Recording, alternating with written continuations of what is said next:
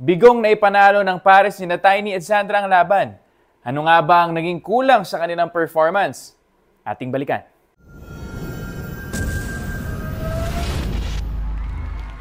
Sandra. Congratulations, Sandra! Pasok ka na sa next round. You can now take your seat.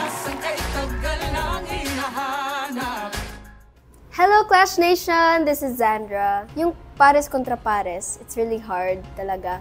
Kasi ang galing nila Ate Molly tsaka Kuya Alfred. Tsaka ang hirap nilang kalabanin. Tapos nung time na nalaman namin na kami yung talo, parang, oh my God, parang paiyak na ako dun sa stage na nung tinitignan ko si Ate Tiny, parang parang my heart sank. Kasi matagal na yung bond namin. Nung nasa Cebu pa lang ako, grabe yung namin, yung interactions. Yun. Tapos sa lahat-lahat ng nakalaban ko, siya pa talaga. Inaccept ko na yung yung natalo na ako, ganun. Kasi magaling si Ate Tiny, sobrang galing. Pero hindi ko rin inakala na ako pala yung mapipili. Parang nasa stage pala ako, shock na ako. Like, ganun lang yung reaction ko. Oh my God, feel ko ang pangit ko sa camera nun kasi ganun lang. Tsaka wala akong ibang maisip kasi, my God.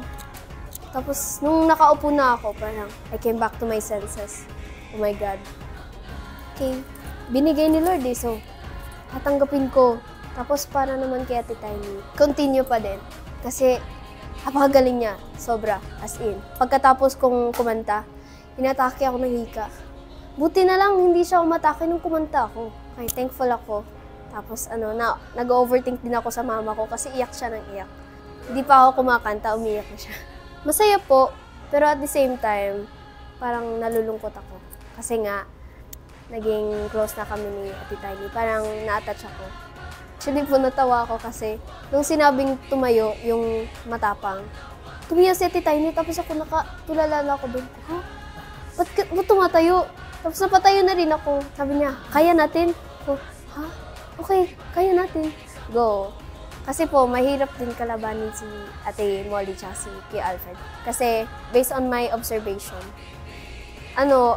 grabe yung connection nila. Like, they're like singing as one. Maybe yun yung isa sa mga weakness namin. Again, this is Sandra. Thank you, Clash Nation. Bye-bye!